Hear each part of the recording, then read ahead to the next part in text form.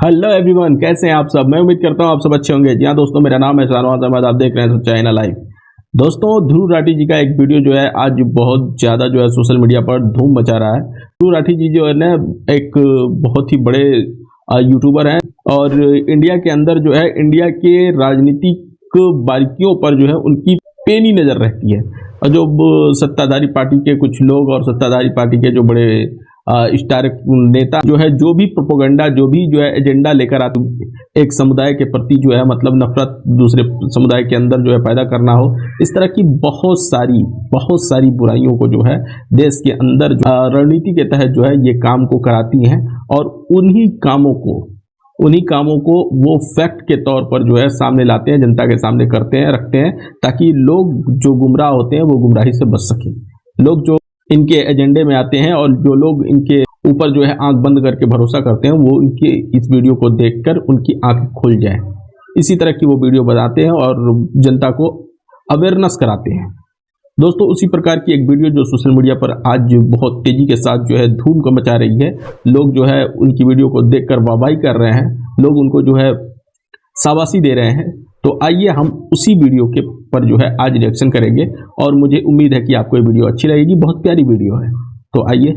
नमस्कार दोस्तों, पिछले साल अप्रैल के महीने में रामनवमी के समय कुछ लोग पकड़े गए गौ हत्या करते हुए आगरा के शहर में। इसकी वजह से आगरा में उस वक्त कम्युनल हिंसा भी छिड़ गई थी। ये इकलौता ऐसा इंसिडेंट नहीं है, अगस्त 2022 में भी ऐसा ही कुछ हुआ था। उत्तर प्रदेश के कनौज डिस्ट्रिक्ट में एक शिव मंदिर के सामने किसी आदमी ने मीट फेंक दी और उसकी वजह से हिंसा छिड़ गई। ऐसा ही कुछ मई 2020 में भी हुआ था, कोयम्बटूर मंदिर के सामने किसी ने मीट फेंक दी। फरवरी 2024 उत्तर प्रदेश के मुरादाबाद में कुछ लोग गौ हत्या काउस की स्लॉटरिंग करते हुए पकड़े गए। ये सारी खबरें सुनकर एक चीज आपके दिमाग में जरूर आएगी, आखिर ये कौन लोग हैं जो हिंदुओं की भावनाओं को ठेस पहुंचा रहे हैं और हिंदुओं को भड़काने की कोशिश कर रहे हैं। इसका जवाब वो नहीं जो शायद आप सोच रहे हो। पहली खबर का न्यूज आर्टिकल देखिए। यूपी पुलिस के अनुसार गौ हत्या के पीछे असली जिम्मेदार थे हिंदू महासभा के कुछ कार्यकर्ता जो हिंसा भड़काना चाह रहे थे। दूसरी खबर, शिव मंदिर के सामने मीट फिकवाई चंचल त्रिपाठी नाम के एक आदमी ने। इसने एक मुस्लिम कसाई को इसके लिए 10,000 रुपए दिए थे। इसके पीछे कारण था कि वहां के एसएचओ हरिश्याम सिंह के खिलाफ बदला लेना चाह रहा था। तीसरी खबर, कोयम्बटूर के मंदिर के सामने मीट फेंकने वाला आदमी था हरिराम प्रकाश, एक unemployed civil engineering graduate. Police के अनुसार ये मेंटली डिस्टर्ब था। चौथी खबर, गौ हत्या के पीछे मुरादाबाद में यूपी पुलिस ने अरेस्ट किया 4 लोगों को, जिनमें से एक था बजरंग दल का लीडर। एक मुसलमान आदमी को एक झूठे केस में फंसाने की कोशिश कर रहे थे, इसलिए इन्होंने खुद गौ हत्या कर दी। हैरानी की बात यह कि ये काम करने के लिए इन्होंने खुद एक मुस्लिम आदमी की मदद ली। इन खबरों के पीछे की सच्चाई सुनकर अगर आप हैरान हो रहे हो तो आराम से बैठ जाओ। अगले आधे घंटे में जो मैं सुनाने वाला हूं, अपनी आंखें और कान खोलकर ध्यान से सुनना। हमारे देश में एक भयंकर माफिया चलाया जा रहा है व्हाट्सएप और मीडिया के जरिए, जिसका सिर्फ एक मकसद है, सभी हिंदुओं को ब्रेन वॉश करना और तानाशाह के हाथों कठपुतली बना देना। मैंने पिछले वीडियो में समझाया था दोस्तों कि कैसे किसी भी देश का कोई भी डिक्टेटर हो, वो हमेशा देश की मेजॉरिटी कम्युनिटी को अपना टारगेट बनाता है। भारत के केस में मेजॉरिटी कम्युनिटी है हम हिंदुओं की, और हमें ब्रेन वॉश करने के लिए जो व्हाट्सएप पर माफिया चल रहा है वो 4 डिपार्टमेंट्स पर काम करता है। पहला डिपार्टमेंट जो आपके अंदर गर्व और अहंकार भरता है। कहा जाता है कि आप हिंदू कितने महान हो, specially so called upper caste हिंदुओं को एक गर्व दिया जाता है। चाहे आपने कुछ पर्सनल लाइफ में अचीव किया हो या ना किया हो, आपको कहा जाता है कि आप महान हो क्योंकि आप इस जात इस धर्म में पैदा हुए हो। हिंदू धर्म में जिस व्यक्ति का जन्म होता है वो व्यक्ति बहुत ही भाग्यशाली होता है।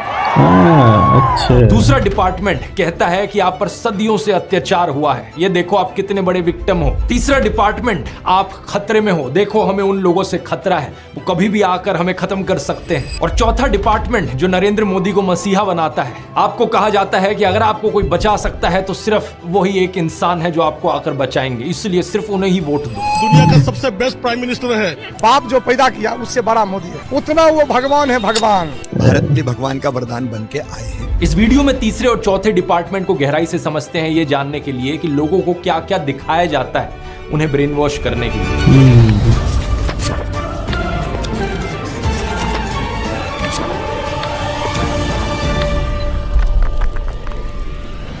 दुनिया भर पर नजर डालें दोस्तों तो डिक्टेटर्स कई देशों में देखे गए हैं, चाहे ये पाकिस्तान हो, जर्मनी हो, चिली हो या रवांडा हो।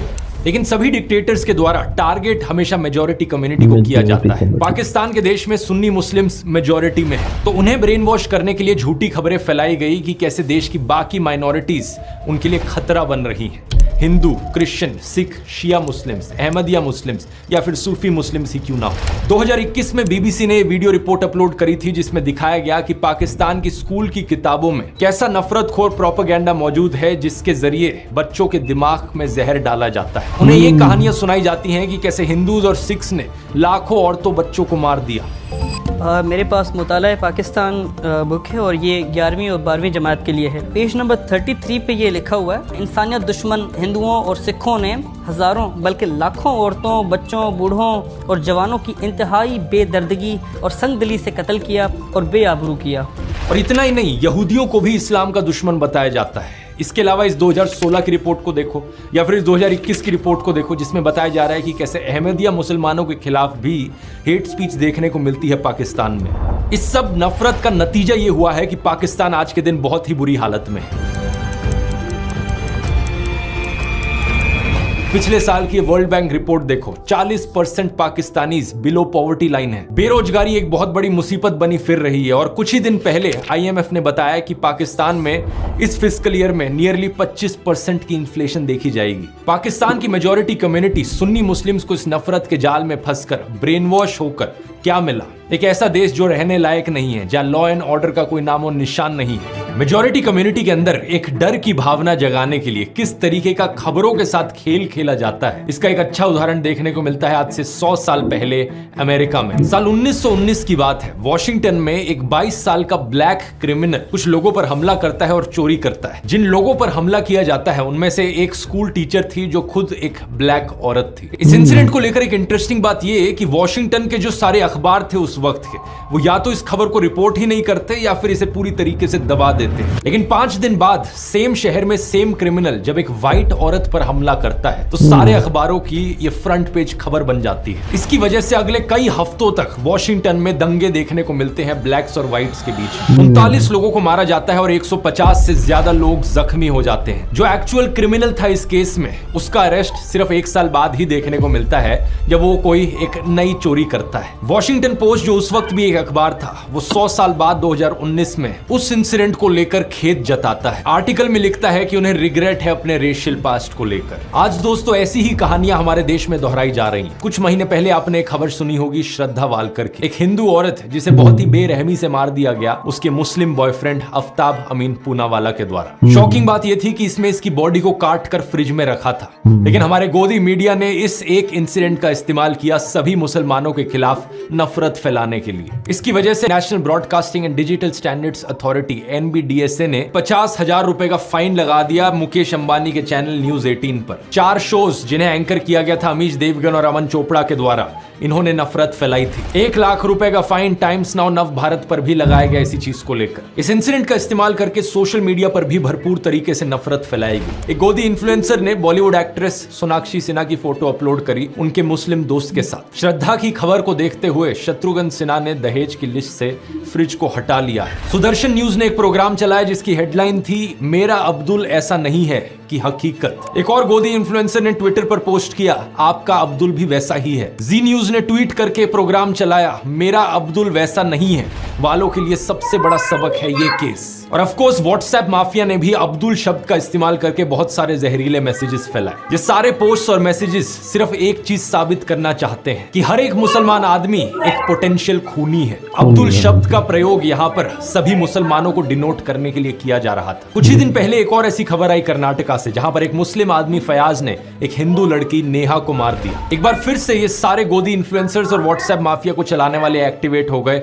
और सभी मुसलमानों के खिलाफ नफरत उगलने लग गए। मकसद सिर्फ एक, हिंदुओं को ब्रेन वॉश करो और हिंदुओं के अंदर डर बिठाओ कि हिंदू खतरे में है और हमें अगर इस खतरे से बाहर निकलना है तो मोदी को वोट देना होगा। अब जिन लोगों को ब्रेन वॉश ऑलरेडी किया जा चुका है उन्हें इस चीज में कुछ भी गलत नहीं लगेगा। वो कहेंगे क्या गलत है इसमें, ये मर्डर यहाँ पर हुआ, मुसलमान ने किया, ये सारे मुसलमान ऐसे ही होते हैं। उन्हें अगर आप बोलने की कोशिश करोगे तो सिर्फ 1-2 इंसिडेंट्स है, वो आपको 10 ऐसे इंसिडेंट्स गिना देंगे। शारदा आफ्ताब, नेहा फयाज, साक्षी साहिल खान, निकिता तौसीफ, अरशद प्रभा, अंकिता शाहरुख, रितिका सईद, मानसी दीक्षित, मुजम्मिल, इन सभी केसेस की लिस्ट सुनाने के बाद ये आपसे कहेंगे ये देखो कहा था ना मैंने, ये सारे मुसलमान ऐसे ही होते हैं, ये सारे के सारे पोटेंशियली खूनी होते हैं। क्या है इसके पीछे का सच, इस खबर को देखो। श्रद्धा वालकर के केस के 2 हफ्ते बाद एक और केस हुआ था पांडव नगर में। अंजन दास नाम के एक आदमी को उनकी पत्नी पूनम के द्वारा मार दिया गया और श्रद्धा के केस की तरह उसकी भी बॉडी को काट कर फ्रिज में स्टोर किया गया। इतना ही नहीं, इसके 3 महीने बाद इस खबर को देखिए। नजफगढ़ के पास मित्राऊ गांव में साहिल गहलोत ने अपनी live in partner Nikki Yadav को मार दिया। मारने के बाद उसकी बॉडी को अपने ढाबा में फ्रिज में रखा। सेम दिन उसने एक आदि भी कर ली। इन दोनों केसेस की डिटेल्स बिल्कुल वही श्रद्धा आफ्ताब केस वाली डिटेल्स है। सिर्फ एक फर्क है, इन दोनों केसेस में कोई हिंदू मुस्लिम का एंगल नहीं है जैसा उस वाले में है। इसलिए आपने इन खबरों के बारे में कहीं सुना ही नहीं होगा और ना ही मीडिया वालों ने इस खबर को चलाया होगा। इस रिपोर्ट को देखिए। बिहार के वैशाली डिस्ट्रिक्ट में अमन कुमार सिंह ने एक 17 साल की लड़की सोनम परवीन को मार डाला। हिंदू लड़का मुस्लिम लड़की, इसलिए गोदी मीडिया इसकी बात करेगा ही नहीं। न्यूज 18 हिंदी की वेबसाइट पर एक खबर जरूर छपी, लेकिन इन्होंने लड़के का नाम नहीं लिखा। बस ये लिखा कि हत्या के पीछे प्रेम प्रसंग की आशंका जताई जा रही है। यूपी के शामली डिस्ट्रिक्ट से इस खबर को देखिए। नाइमा उर्फ ईशा अपने घर से भाग गई और एक लव मैरिज करी अंशु के साथ। अंशु एक शार्प एज हथियार से ईशा पर हमला करता है और इसे मारने के बाद उसकी बॉडी कुएं में फेंक देता है। वहां के एसपी ने इंटरोगेशन के बाद बताया कि हस्बैंड अंशु ने अपना गुनाह कबूल किया। रसूलपुर गांव की इस न्यूज रिपोर्ट को देखिए। 20 साल की गुलनाज खातून को जिंदा जला दिया गया एक आदमी और उसके दोस्तों के द्वारा, क्योंकि उसने मैरिज प्रपोजल रिफ्यूज कर दिया था। यहाँ अक्यूज्ड कौन था? सतीश कुमार राय। पिछले साल जब साक्षी और साहिल खान की खबर मीडिया में फैलाई जा रही थी तो उससे कुछ दिन पहले एक और वैसा ही इंसिडेंट हुआ था। बिहार का एक लेबरर रामानुज साहू सूरत गया अपने परिवार से मिलने। उसका अपनी पत्नी रेखा के साथ झगड़ा हुआ और उसने रेखा पर 10 बार चाकू से वार किया। जब उसकी 19 साल की बेटी ने अपनी मां को बचाने की कोशिश करी तो उसने उसे भी मार डाला। नजफगढ़ की इस खबर को देखिए। विपुल सिंह नाम का आदमी खुले में धमकी देता है कि वो मुसलमान औरतों को मोलेस्ट करेगा और मारेगा। दिल्ली पुलिस और एनसीडब्ल्यू ने इस पर कॉग्निसेंस भी लिया। या फिर 5 महीने पहले की कर्नाटका की इस रिपोर्ट को देखिए। 39 साल का आदमी प्रवीण अरुण, इसने अपनी 21 साल की एयर होस्टेस कोलीग आयनाज के साथ दोस्ती करी। जब आयनाज ने इससे कम्युनिकेट करना बंद कर दिया, ये उसके घर में गया और उसे मार डाला और इसके बाद इसने उसकी मां को भी मार डाला, उसकी बड़ी बहन को भी मार दिया और उसके छोटे भाई 14 साल के उसको भी मार दिया। फिर से हिंदू आदमी है, मुस्लिम औरत है तो गोदी मीडिया इसकी बात नहीं करेगा, ना ही आपको व्हाट्सएप पर सुनने को मिलेगी। 20 दिन पहले की इस खबर को देख लीजिए। 26 साल की रुखसार उर्फ रिया को उसके लिव इन पार्टनर ने मार डाला और उसकी बॉडी को एक कबर्ड में स्टफ कर दिया। अक्यूज्ड कौन था? विपुल टेलर नाम का आदमी। जब दैनिक जागरण में एक खबर छपी तो इन्होंने लड़की का नाम कहीं मेंशन नहीं किया अपने आर्टिकल में। अब इस खबर को देखिए। बेंगलोर में रहने वाला प्रदीप एक रुखसाना नाम की औरत से संबंध बनाता है। दोनों का साथ में बच्चा होता है। रुखसाना उससे शादी करना चाहती है, लेकिन वो ये नहीं चाहता था तो उसने रुखसाना का खून कर दिया। ये भी कुछ ही दिन पहले की खबर है कर्नाटका से। मेरा एक ही सवाल है नफरत फैलाने वाले नमूनों से। आपको मैंने इतने सारे केसेस गिना दिए यहाँ पर पिछले 1-2 सालों के, जहां पर हत्या करने वाला एक हिंदू था। तो क्या यहाँ पर यह कहा जा सकता है कि हर हिंदू आदमी यहाँ पर एक पोटेंशियल खूनी है? ऑब्वियसली नहीं कहा जा सकता। देश में 55 से 60 करोड़ हिंदू आदमी रहते हैं। इन 20-30 केसेस को लेकर जनरलाइज नहीं किया जा सकता कि सारे हिंदू लड़के ऐसे होते हैं, और ठीक इसी तरीके से मुसलमानों को भी जनरलाइज नहीं किया जा सकता। देश में रहने वाले करोड़ों मुस्लिम आदमी हैं, सारे के सारे पोटेंशियल किलर नहीं होते। ये एज्यूम करना एक बहुत ही बेवकूफी वाली चीज है और ये आपका नफरत खोर माइंडसेट दिखाती है। अगर आपको ऐसा लगता है तो बड़े अफसोस की बात है, मुझे कहना पड़ रहा है कि आपका ब्रेन वॉश हो चुका है। एनसीआरबी की रिपोर्ट क्राइम इन इंडिया 2022 के अनुसार देश में 4.5 लाख क्राइम्स हुए हैं औरतों के खिलाफ इस 2022 के साल में। इन 4.5 लाख क्राइम्स में से 28,522 एफआईआर दर्ज कराई गई मर्डर की, जिनमें से 8,125 फीमेल्स थी। अब एक साल में अगर 8,000 से ज्यादा मर्डर के केसेस हो रहे हैं जहां पर औरतों को मारा जा रहा है, तो ऑब्वियस सी बात है इनमें से कुछ मर्डर्स ऐसे होंगे जो एक मुसलमान आदमी ने किए होंगे, कुछ ऐसे होंगे जो एक हिंदू आदमी ने किए होंगे। हर तरह के परम्यूटेशन कॉम्बिनेशन यहाँ पर आपको मिल जाएंगे। हिंदू आदमी हिंदू औरत, मुस्लिम आदमी मुस्लिम औरत, हिंदू आदमी मुस्लिम औरत या मुस्लिम आदमी हिंदू औरत।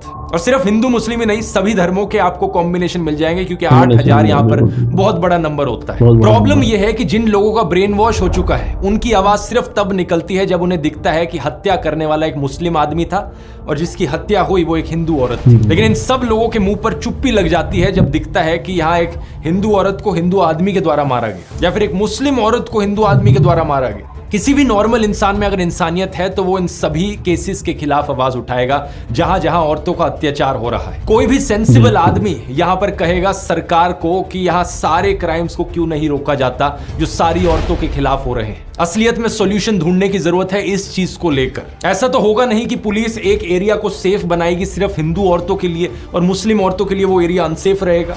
अगर किसी एरिया को सेफ बनाना है तो सभी औरतों के लिए वो सेफ बनेगा ना। सेलेक्टिव आउटरीच इन लोगों का सबसे बड़ा हथियार है। अगर आज मैं जस्टिस की डिमांड करता हूं तो मैं नेहा के लिए भी करता हूं और रुखसाना के लिए भी करता हूं। मैं उन सभी हिंदू और मुस्लिम औरतों के लिए जस्टिस की डिमांड करता हूं जिनके खिलाफ अत्याचार हुआ है। पुलिस को यहां पर स्पीडी इन्वेस्टिगेशन करने की जरूरत है। देश भर में अगर पुलिस वालों की कमी है तो स्टेट गवर्नमेंट्स को यहां पर और पुलिस को रिक्रूट करने की जरूरत है। कोर्ट्स अगर धीरे काम करते हैं तो उन्हें फास्ट ट्रैक ट्रायल करने की जरूरत है।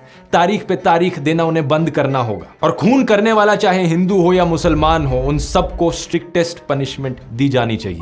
अब मैं इन बीजेपी वालों को चैलेंज करता हूं कि ये सेम चीज बोलकर दिखाएं। इनका एक भी नेता, एक भी कार्यकर्ता ये सेम चीज बोल नहीं पाएगा, हिम्मत ही नहीं होगी, क्योंकि अगर इन्होंने ये चीज बोल दी तो इनका पूरा का पूरा सिस्टम खत्म हो जाएगा। हिंदुओं को ब्रेन वॉश करने का इनका यही तरीका है और इसके बिना इनका धंधा ही नहीं चलेगा। अरे किसी और धर्म की औरत को लेकर जस्टिस की डिमांड करे वो तो बहुत दूर की बात है। ये हिंदू औरतों के लिए भी जस्टिस की डिमांड नहीं करेंगे अगर इन्हें दिखा कि बीजेपी इन्वॉल्व है कहीं पर। अगर किसी हिंदू औरत को किसी हिंदू आदमी के द्वारा मारा गया किसी बीजेपी रूल्ड स्टेट में या किसी कल्प्रिट का कोई बीजेपी कनेक्शन निकल जाए तो इनके मुंह बिल्कुल बंद हो जाते हैं। दिसंबर 2019 में देख लो क्या हुआ था जब farmer BJP MLA Kuldeep Singh को कॉन्विक्ट किया गया किडनैपिंग और मोलेस्टिंग के केस में। इस केस में बहुत से विटनेसेस की मौत हो गई थी और इनके कार्यकर्ताओं ने क्या किया, इनके सपोर्ट में रैली निकाली थी।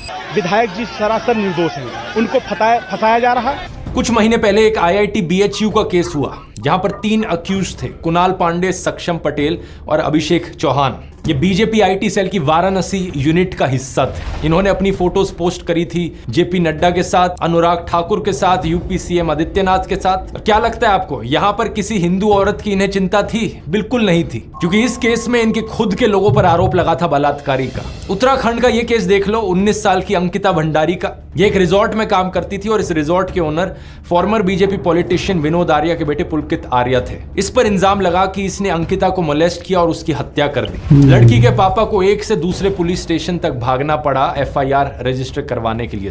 कुछ एक्शन सिर्फ तब लिया गया जब लोकल न्यूज पोर्टल जागो उत्तराखंड में इस मर्डर को हाईलाइट किया था। लेकिन बाद में पता है क्या हुआ, इस न्यूज पोर्टल के जर्नलिस्ट आशुतोष नेगी को ही पुलिस अरेस्ट कर लेती है ये कहकर कि इसके इंटेंशंस पर हमें शक होता है।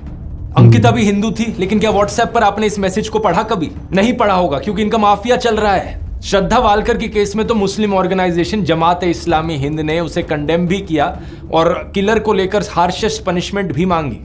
नेहा फयाज के केस में अंजुमन-ए-इस्लाम कम्युनिटी के मेंबर्स ने कर्नाटका चीफ मिनिस्टर को लेटर भी लिखा, ये कहते हुए कि हम अक्यूज्ड फयाज के खिलाफ सीवियर पनिशमेंट की मांग करते हैं। लेकिन जो व्हाट्सएप फॉरवर्ड्स आपके फोन में हर दिन हर शाम को आ रहे हैं, वो व्हाट्सएप फॉरवर्ड्स आपको ये चीजें नहीं बताएंगे, क्योंकि उनका मकसद सिर्फ आपको ब्रेन वॉश करना है। वो सिर्फ आपके दिल के अंदर डर की भावना जगाना चाहते हैं कि आपको डर लगे मुसलमानों से और फिर इस डर के मारे आकर आप मोदी को वोट दो। मुझे बड़ा बुरा लगता है कहते हुए कि हमारे देश के प्रधानमंत्री के पास भी अब और कुछ बचा नहीं है। अब उन्होंने भी अपने भाषणों में ऐसे झूठ फैलाने शुरू कर दिए हैं कि हिंदुओं के अंदर डर बैठे और डर के मारे वो उन्हें वोट करें। ये संपत्ति इकट्ठी करके किसको बांटेंगे? जिनके ज्यादा बच्चे हैं उनको बांटेंगे, घुसपैठियों को बांटेंगे। पहली बात, कांग्रेस के पूरे मैनिफेस्टो में हिंदू और मुस्लिम शब्द का कहीं कोई जिक्र नहीं किया गया है और ना ही वेल्थ रीडिस्ट्रीब्यूशन शब्द आपको ये पूरे मैनिफेस्टो में कहीं मिलेगा। मेरी बात पर यकीन नहीं होता, आप इनका मैनिफेस्टो खुद जाकर देख सकते हो कांग्रेस की वेबसाइट पर, लिंक मैंने डिस्क्रिप्शन में भी डाल दिया है। Ctrl F करके वेल्थ रीडिस्ट्रीब्यूशन सर्च करने की कोशिश करना, कुछ नहीं मिलने वाला। उल्टा कांग्रेस के मैनिफेस्टो में बात करी गई है एजुकेशन की, हेल्थ केयर की, रोजगार की।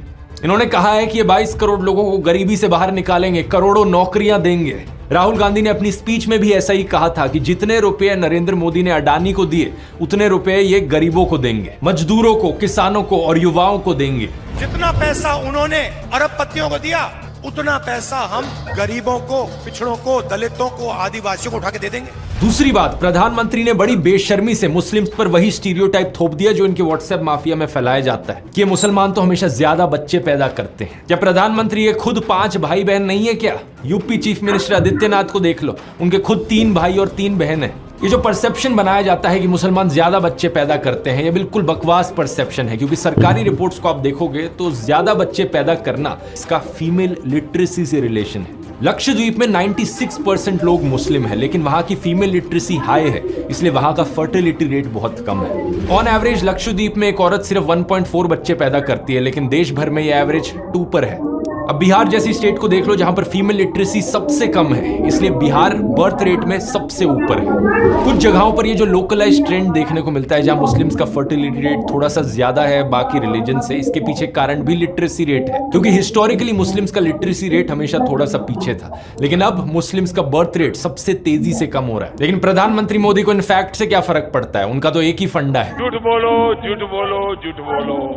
हमें सभी हिंदुओं को जागरूक करने की जरूरत है दोस्तों। जब ये डर का माहौल बनाने के लिए इनके पास असली खबरें खत्म हो जाती हैं, तो ये झूठी खबरें फैलाना शुरू कर देते हैं। श्रद्धा वालकर के केस में रशीद खान नाम के एक आदमी का केस निकल कर आया था। एक ऑन ग्राउंड न्यूज रिपोर्टर ने रशीद खान नाम के एक आदमी से बात करी जो श्रद्धा वालकर के मर्डर को जस्टिफाई कर रहा था। उसके खिलाफ एक FIR दर्ज करी गई और जब पुलिस ने उसे अरेस्ट किया तो पता है क्या पता चला, उस लड़के का नाम एक्चुअली में विकास कुमार था। रशीद खान बनने का नाटक कर रहा था वो। एक और ऐसा ही केस सामने आया जब एक फेसबुक पोस्ट वायरल होने लगी राजिया बानो नाम के यूजर नेम के साथ। इस पोस्ट में जस्टिफाई किया जा रहा था कि हिंदू औरतों के खिलाफ कुछ हो तो वो ठीक है, रिवेंज है। कुछ हिंदू अकाउंट्स ने बड़ी आउटरीच करी इसको लेकर कि ये मुसलमान हम लोगों से इतना नफरत क्यों करते हैं, और जब इस चीज का फैक्ट चेक किया गया तो पता लगा कि यूजर नेम गलत था, राजिया की जगह राजिया लिख रखा था। और प्रोफाइल पिक के बारे में सर्च किया तो पता चला कि ये राजिया के यूजर नेम के पीछे एक पवन शर्मा नाम का आदमी था। इस बंदे की एक और पोस्ट मिली तो किसी ने कमेंट कर रखा था, शर्मा जी नाम क्यों बदल लिया,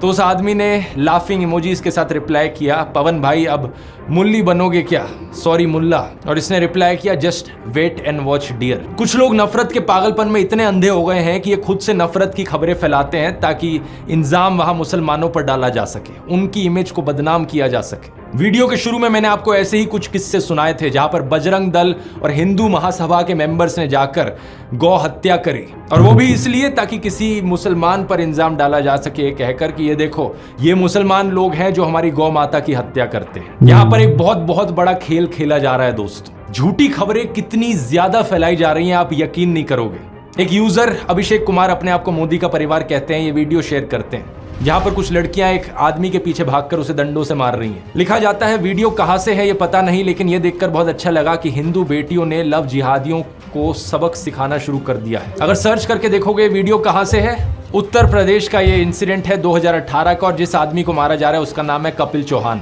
क्योंकि वो लड़कियों को छेड़ा करता था। बात यहाँ पर ये नहीं है कि मुस्लिम ईव टीजर्स नहीं हो सकते, बिल्कुल हो सकते हैं। ऐसे भी मुस्लिम होंगे जो अपनी आइडेंटिटी हिंदू नामों के पीछे छुपा कर रखते हैं और हिंदू लड़कियों को ट्रैप करने की कोशिश करते हैं, जैसे कि जुलाई 2022 का केस यूपी के आजमगढ़ में। ऐसे भी मुस्लिम्स हैं जिन्होंने हिंदू मंदिरों के सामने कुछ गलत किया है, जैसे कि ये वेस्ट बंगाल टेम्पल का केस जहां पर एक मुस्लिम आदमी ने उसके सामने पेशाब कर दिया था। लेकिन बात मैं यहां पर यह कहना चाह रहा हूं कि लॉ एंड ऑर्डर हमेशा काम करना चाहिए, हर इंसान को पनिशमेंट मिलनी चाहिए, लेकिन आपको जो दिखाया जा रहा है वो सिर्फ एक साइड की खबरें दिखाई जा रही हैं। और ये जो नफरत फैलाई जा रही है ये सिर्फ मुसलमानों के खिलाफ नहीं है, बल्कि बीजेपी के खिलाफ जो भी आवाज उठाता है उसके खिलाफ सिमिलर तरीके से कैंपेन चलाई जाती है। एग्जाम्पल लेकर देख लो कांग्रेस का। ये खबर सुनी आपने कि कांग्रेस लीडर रशीद अलवी ने राम भक्तों को राक्षस कहकर बुलाया। सिर्फ व्हाट्सएप पर ही नहीं बल्कि इस खबर को तो कई गोदी मीडिया वालों ने भी चलाया था। After Salman Khurshid, another Congress leader, Sparks Rao, Congress neta Alvi compares those chanting Ram Bhakts to demon. Rashid Alvi साहब ने बोला कि ये जो जय श्री राम बोलते हैं ये सब राक्षस है, लेकिन ये सरासर झूठी खबर थी। सच बात यह है कि रशीद अलवी एक्चुअली में बात कर रहे थे रामायण की, जब मेघनाथ से लड़ते हुए लक्ष्मण अनकॉन्शियस हो जाते हैं और हनुमान उनके लिए जड़ी बूटी लेकर आते हैं। रावण कुछ राक्षसों को भेजता है जो अपने आप को एक साधु की तरह डिस्गाइज कर लेते हैं, कुछ ऐसे राक्षस जो खुद जय श्री राम का नारा लगाते हैं। यही चीज उनके द्वारा कही जा रही थी कि ये कुछ लोग जो राम का नाम ले रहे हैं ये असल में राक्षस हैं साधुओं के फेज में। वो अप्सरा बन जाती है और वो हनुमान जी से कहती है, हनुमान क्यों वक्त खराब कर रहे हो, तुम्हें तो सूरज निकलने से पहले जाना है संजीवनी बूटी लेकर। और ये जो सामने बैठा है जय श्री राम कह रहा है, मुनि नहीं, ये निश्चर घोरा, ये मुनि नहीं है, ये तो घोर राक्षस है। मैं आपसे बस इतनी बात कह के अब आपसे विदा लूंगा कि आज भी बहुत लोग जय श्री राम का नारा लगाते हैं वो सब मुनि नहीं, वो निश्चय है। बीजेपी वाले ये बात जानते थे, लेकिन जानबूझ के इनकी स्टेटमेंट को क्लिप किया गया ये दिखाने के लिए कि कांग्रेस मुसलमानों के साथ है, हिंदुओं के खिलाफ बोलती है। रवीश कुमार के साथ भी ये चीज अक्सर करी जाती है। दिल्ली में जब दंगे भड़के थे, शाहरुख नाम के एक आदमी ने गोलियां चलाई थी। व्हाट्सएप पर एक क्लिप काट कर डाली जाती है जिसके ऊपर नीचे कैप्शन लिखा जाता है, आतंकी शाहरुख को बचाने के लिए रवीश ने बताया उसे ब्राह्मण अनुराग मिश्रा। जो ओरिजिनल अनएडिटेड वीडियो है वहां पर रवीश कुमार कह रहे हैं अभी भी जरूरत है कि पुलिस इसकी पहचान को लेकर दोबारा बोले। पुलिस साफ कहती है कि शाहरुख है, मगर आप सोशल मीडिया में देखिए अनुराग मिश्रा बताया जा रहा है। अभी भी जरूरत है कि पुलिस इसकी पहचान को लेकर दोबारा बोले। इसके बाद एक एनडीटीवी रिपोर्टर खुद पुलिस से बात करते हैं और कंफर्म करते हैं कि इस आदमी का नाम शाहरुख ही है। नाम को लेकर कोई स्पष्टीकरण आया है कि नाम क्या है? तो शाहरुख नाम है उसका। एक और झूठ फैलाया जाता है कि रवीश कुमार कभी कश्मीरी पंडितों की बात नहीं करेंगे, जबकि उन्होंने कई बार एपिसोड्स बनाए हैं कश्मीरी पंडित पर, 12 साल पहले से लेकर एज रिसेंट एज 3 महीने पहले। लेकिन क्या फर्क पड़ता है, व्हाट्सएप पर जब लोगों को ब्रेन वॉश करना है तो उसके लिए कुछ भी बोल दो। एक और एक्यूजेशन जो इनके खिलाफ उठाई जाती है कि ये कभी कांग्रेस के खिलाफ नहीं बोलते, लेकिन 2014 से पहले की इनकी ये क्लिप देखो, कई रिपोर्ट्स मिल जाएंगी जब ये मनमोहन सिंह की सरकार के खिलाफ आवाज उठा रहे हैं। पिछले अगस्त में अयाज झांसी के शेर से जवाब दिया था, तब कोयला घोटाले के आरोपों की आंच उनकी सरकार पर आ रही थी। 7 महीने बाद मनमोहन सिंह ने उन सवालों का जवाब दिया या अपनी आबरू के लिए खामोशी तोड़ी है। एस्बेस्टस के इसी तरह के हजारों कमरे गांव की जमीन पर बना दिए गए और मजदूरों को बोरी में आलू की तरह इनमें ठूंस कर रख दिया गया। अब मेरे खिलाफ भी ये लोग ऐसे ही झूठ फैलाते हैं। इस व्हाट्सएप मैसेज को देखो, पता नहीं कितनी बार इन्होंने इस व्हाट्सएप मैसेज को अपने ग्रुप्स पे बार बार फॉरवर्ड किया है। लिखते हैं कि मैं एक हिंदू ही नहीं हूं, मेरा नाम ध्रुव राठी नहीं है, मेरा असली नाम है बदरू रशीद। और इतना ही नहीं, इन्होंने मेरी वाइफ यूली को भी पाकिस्तानी बना दिया। अब नीचे देखो क्या क्या बकवास लिख रखी है कि यहाँ पे पाकिस्तानी आर्मी का कनेक्शन है, ISI है, अमेरिका है, दाऊद इब्राहिम का कनेक्शन है। क्या बकवास लिखते हैं, मुझे सुनकर हंसी आती है, आपको भी हंसी आ रही होगी, लेकिन इसके पीछे का एजेंडा देखो क्या है। जो भी बीजेपी के खिलाफ बोलने की कोशिश करता है उसे किसी ना किसी तरीके से मुसलमान बना दो, पाकिस्तानी बना दो, क्योंकि जो ओवरऑल गेम यहाँ पर खेला जा रहा है वो यही है कि हिंदुओं के अंदर डर बैठाना है। और जो भी इनके खिलाफ बोले, अगर कोई वो हिंदू बोल देना इनके खिलाफ तो वो हिंदू हो ही नहीं सकता। ये अपने फॉलोअर्स को, अपने ब्रेन वॉश लोगों को यही दिखाना चाहते हैं कि जो भी वहां से आवाज उठा रहा है इनके खिलाफ वो हिंदू नहीं है, वो सिर्फ मुस्लिम लोग हैं। जो झूठ ये फैलाते हैं उसे ये डबल चेक भी नहीं करते। एक ये मैसेज था इनका जो फैलाया जा रहा था, अभी कुछ दिन पहले एक ये दूसरा मैसेज है इनका जो ये फैला रहे हैं। इस ट्वीट को देखो, इसके अनुसार तो मेरे फादर इन लॉ है एक्चुअली में पाकिस्तानी सिटीजन, यानी कि यूली के पापा। फिर लिखते हैं कि यूली इकलौती बेटी है उनकी। ये चीज भी झूठ है, अगर इन्होंने मेरे व्लॉग्स देखे होते तो इन्हें पता होता कि वो इकलौती नहीं है। मतलब कुछ बिलीवेबल तो हो जो कह रहे हो, लेकिन अनफॉर्चुनेट चीज ये है कि जो लोग ब्रेन वॉश्ड हो चुके हैं इनके माफिया के अंडर आकर, उन्हें इससे फर्क ही नहीं पड़ता। ये एक लॉजिकल सेंसिबल दिखने वाली झूठी कहानियां क्यों बनाने में टाइम वेस्ट करें, जब इनके जो लोग व्हाट्सएप मैसेजेस पढ़ रहे हैं वो इन बेसर पैर की झूठी कहानियों से ही कन्विंस्ड हो जा रहे हैं। व्हाट्सएप माफिया का तीसरा डिपार्टमेंट कुछ इस तरीके से लोगों के अंदर डर बिठाता है कि उनकी सोचने समझने की शक्ति बिल्कुल स्विच ऑफ हो जाती है। इसलिए बहुत जरूरी है लोगों को जागरूक करना इस चीज के बारे में, स्पेशली हिंदू लोगों को जागरूक करना, क्योंकि अगर किसी को सबसे ज्यादा बेवकूफ बनाया जा रहा है यहाँ पर तो वो हम हिंदुओं को बनाया जा रहा है। इस माफिया के 2 और डिपार्टमेंट्स बचते हैं, आने वाले वीडियोस में उनको भी गहराई से समझेंगे, लेकिन तब तक काम रुकना नहीं चाहिए। हमारा ये संघर्ष देश के संविधान को बचाने के लिए है, देश के लोकतंत्र को बचाने के लिए। और अगर आप उन लोगों में से हो जिन्हें अभी भी लगता है कि नहीं देश में सब ठीक चल रहा है, देश में कोई तानाशाही नहीं है, तो जरा कुछ दिन पहले की इस खबर को देख लो जरा। सूरत की लोकसभा सीट पर क्या हुआ, कांग्रेस के कैंडिडेट को डिस्क्वालीफाई कर दिया गया और वहां बाकी 8 कैंडिडेट्स ने किसी ना किसी बहाने से विड्रॉ कर लिया, यानी कि इलेक्शन होने से पहले ही बीजेपी ने यह सीट जीत ली। इमेजिन कर सकते हो दोस्तों, लाखों लोग जो सूरत में रहते हैं उनका लोकतांत्रिक अधिकार उनसे इस तरीके से छीन लिया गया। इतना ही नहीं, अरुणाचल प्रदेश में भी ऐसा ही कुछ हुआ। बीजेपी ने 10 सीटें ऑलरेडी जीत ली वहां पर इलेक्शन होने से पहले ही। और इस खबर को देखो, जहां पर दिल्ली में वो चुनाव हारने वाले थे उन्होंने इलेक्शन ही नहीं होने दी एमसीडी की। इससे पहले चंडीगढ़ की इलेक्शन में सीधा सीधा फ्रॉड करने की कोशिश करी गई थी बीजेपी को जिताने के लिए। मतलब समझ रहे हो आप इस सबका दोस्तों, जो पहले चंडीगढ़ में हुआ, जो आज सूरत में हुआ, वो कल पूरे हिंदुस्तान में होगा अगर इन्हें इसी तरीके से जीतने दिया गया तो। वन नेशन वन इलेक्शन तो सिर्फ दिखावे का फंडा लगता है। अगर देश इसी तरीके से आगे बढ़ता रहा तो यहां पर जल्द ही वन नेशन जीरो इलेक्शन होगी। चुनाव होने से पहले ही बीजेपी के कैंडिडेट्स जीतते जाएंगे। क्या आप ऐसा देश देखना चाहते हो जहां पर इलेक्शन के कोई मायने ही ना रह जाएं? इस चुनाव में दोस्तों हमें अपनी पूरी जी जान लगानी होगी देश के लोकतंत्र को बचाने के लिए। मैंने तो अपना पूरा करियर यहां दांव पर लगा दिया है, क्योंकि मैं चुप नहीं बैठ सकता। मैं देश को ऐसी हालत में गिरते नहीं देख सकता। इसलिए मैं बार बार कह रहा हूं, अपनी आवाज उठाओ, क्योंकि शायद दोबारा कभी मौका ना मिले। 3 स्टेप्स मैं आपको दोबारा से बताना चाहूंगा। स्टेप 1, मेरे व्हाट्सएप चैनल को जाकर ज्वाइन करो। इसका लिंक इस QR कोड में मिल जाएगा, या लिंक डिस्क्रिप्शन में भी है। अगर ये लिंक आपके लिए खुल नहीं रहा तो व्हाट्सएप ऐप को अपडेट करो अपने फोन पर। चैनल ज्वाइन करने के बाद बेल आइकन दबाओ नोटिफिकेशन का। हमारा मिशन है 100 करोड़। हम व्हाट्सएप पर एक ऐसी आंधी लेकर आएंगे सच की कि इनका ये पूरा व्हाट्सएप माफिया दब जाएगा। स्टेप 2, वोट करना मत भूलना। वोट करना बहुत बहुत जरूरी है। अपने परिवार में, अपने दोस्तों तक ये चीजें पहुंचाओ। और स्टेप 3, जितना आप अपने आसपास के लोगों को जागरूक कर सकते हो करो। वीडियोस बना के करो, या घरों से बाहर निकलो, गांव में जाओ, मोहल्लों में जाओ, सड़कों पर घूमो, लोगों तक ये संदेश पहुंचाओ कि देश कितना खतरे में। मुझे नहीं पता अंत में हमारी ये कोशिश सफल होगी या नहीं, लेकिन एक बात जरूर पता है मुझे, मैं अपने आप पर हमेशा गर्व करूंगा कि मैं चुप नहीं बैठा रहा। मैंने अपनी तरफ से पूरी कोशिश करी, आखिरी दम तक कोशिश करी। जय हिंद। जी हाँ दोस्तों, तो आप लोगों ने ये ध्रुव राठी जी का जो है वीडियो आप लोगों ने देखा। ध्रुव राठी जी जो है फैक्ट को सामने रखकर जो है सत्ताधीन जो पार्टी है, जो वर्तमान सरकार के प्रति जो है, जो हकीकत जो थी, जो फैक्ट के साथ जो सच्चाई थी, वो जो है सामने रखा। हिंदू को मुसलमान से, मुसलमान को हिंदुओं से, और सिख को ईसाई से, ईसाई से सिखों को, तमाम जो धर्म तमाम वर्ग जो हैं एक दूसरे से लड़े, एक दूसरे से प्यार मोहब्बत से न रहें, एक दूसरे से नफरत करें, एक दूसरे से घृणा करें, ताकि इनकी रोटी सिकती रहे। ये जो है अपनी रोटी सेकने के लिए एक दूसरे से जो है लड़ाते रहेंगे, हमको और आपको। तो हमें और आपको समझना है कि हमें और आपको क्या करना है। ये वीडियो जो है काफ़ी खूबसूरत वीडियो और काफ़ी इंफॉर्मेटिव वीडियो जो है लगी हमें।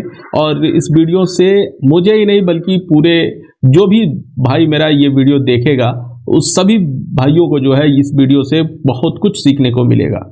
भाई ने बताया कि गौ हत्या जो है कई हिंदुओं ने मुसलमानों का सपोर्ट लेकर जो है गौ हत्या कराया, क्योंकि मुसलमानों को फंसाया जा सके। और गौ हत्या जो है कई इस वजह से कराई गई कि कहीं पर किसी अधिकारी से, किसी और वजह से जो है किसी न किसी से बदला लिया जाए, किसी न किसी तरह से माहौल को बिगाड़ा जाए, इस वजह से कराया गया। कई ऐसे केसेस के भाई ने बताया जिसमें जो है हिंदू महिलाओं को अगर मुस्लिम पुरुषों द्वारा अगर उनके साथ अन्याय किया गया तो उसे व्हाट्सएप ग्रुप और IT सेल द्वारा जो है प्रसारित किया गया। लेकिन वहीं पर अगर कोई मुस्लिम लड़की है और हिंदू पुरुष के द्वारा जो है अगर इस तरह का अन्याय होता है तो उसे जो है बिल्कुल स्ट्रीम मीडिया हो या सोशल मीडिया हो, सब पर पूरी तरह से दबा दिया जाता है। ये बात भी भाई ने बताया। भाई की ये सारी बातें सुनकर जो है वाकई बंद खोपड़ी जो है खुल जाएगी। बहुत ही इंफॉर्मेटिव और बहुत ही बेहतरीन वीडियो लगी।